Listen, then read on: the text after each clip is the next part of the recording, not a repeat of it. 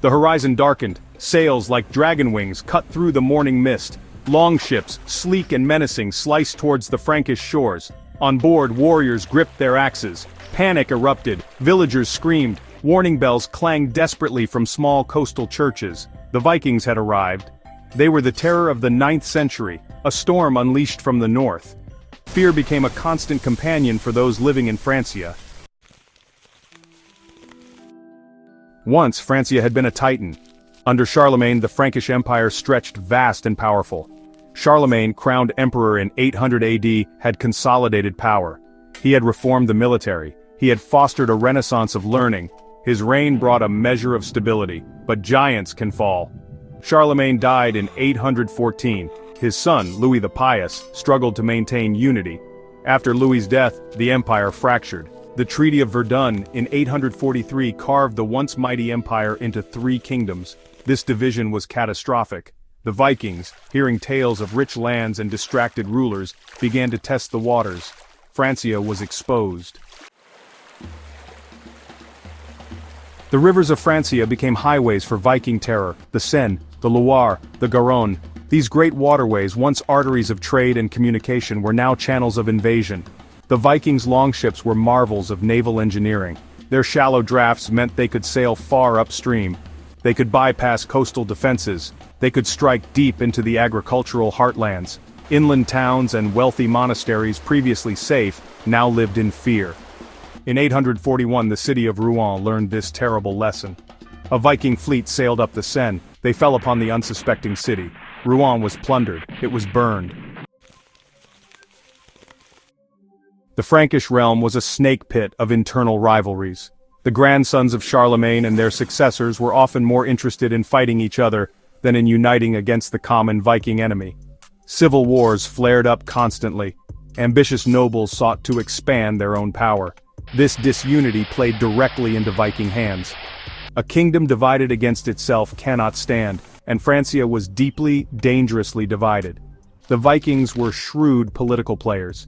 They quickly learned to exploit these Frankish divisions. They would offer their services as mercenaries to one Frankish faction against another.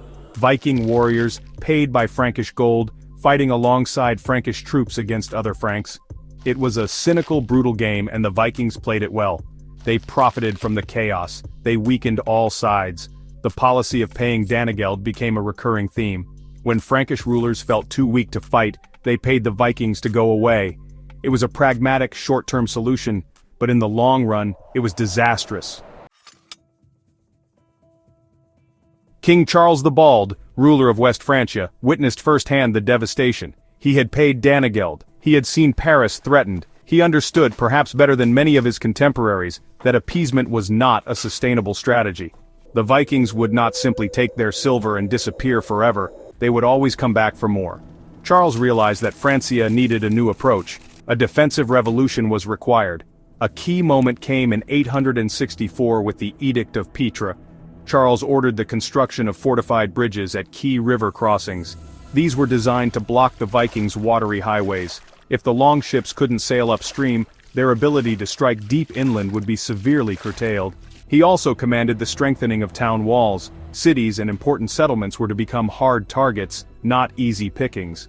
Beyond stone and timber, Charles recognized the need for a more organized military response. The Edict of Petre also called for the creation of local militias. Counts, bishops, and abbots were made responsible for the defense of their own regions. They were to raise troops. They were to maintain fortifications. This decentralized defense meant that responses to Viking raids could be quicker and more localized. The Franks were learning to fight back more effectively. The year is 885. A vast Viking fleet, perhaps the largest ever seen in Francia, approached Paris. Hundreds of ships, tens of thousands of warriors. Their leaders, including the famed Siegfried, did not just want plunder. They demanded passage up the Seine. They wanted to raid the fertile lands of Burgundy, deep in the Frankish interior. Paris, with its newly fortified bridges, stood directly in their path. This was to be a true test of Charles the Bald's defensive vision, though he himself was now dead. Paris was no longer the vulnerable city it had been in 845. Its defenses had been significantly upgraded. The Ile de la Cité, the heart of Paris, was a natural fortress. Two crucial bridges, the Grand Pont and the Petit Pont, now connected it to the riverbanks. These bridges were heavily fortified with towers. Leading the defense were two heroic figures, Count Odo, a brave warrior, and Bishop Goslin, a man of unwavering faith and courage. They rallied the outnumbered Parisian defenders. The siege began in November 885. It would last for nearly a year. The Vikings launched ferocious assaults. They used siege engines. They tried to burn the bridges. The Great Siege of Paris marked a turning point, though not an immediate end to Viking troubles. The improved Frankish defenses, particularly the fortified bridges and stronger town walls, began to pay dividends. Raids continued, yes, but they became more difficult for the Vikings. They could no longer penetrate as deeply or as easily as before. The cost of raiding Francia was rising. Some Viking groups began to look for easier targets, or for different ways to interact with the Frankish kingdoms. The landscape of conflict was slowly, but surely, changing. In 911, the West Frankish king, Charles the Simple, made a landmark decision. He faced a persistent Viking group led by a formidable warrior named Rollo. These Vikings had been ravaging the Lower Seine region for years. Instead of yet another costly war or another round of Danegeld, Charles offered Rollo a deal. By the Treaty of Saint-Clair-sur-Epte, Rollo and his men were granted land. This territory, centered around Rouen, would become known as Normandy, the land of the Northmen. In return, Rollo pledged loyalty to Charles. He converted to Christianity, and crucially, he promised to defend the Seine estuary against other Viking raiders. The development of strong fortifications, especially those denying Vikings easy river access, was vital. An improved military organization, with local militias providing rapid response, made raiding more hazardous.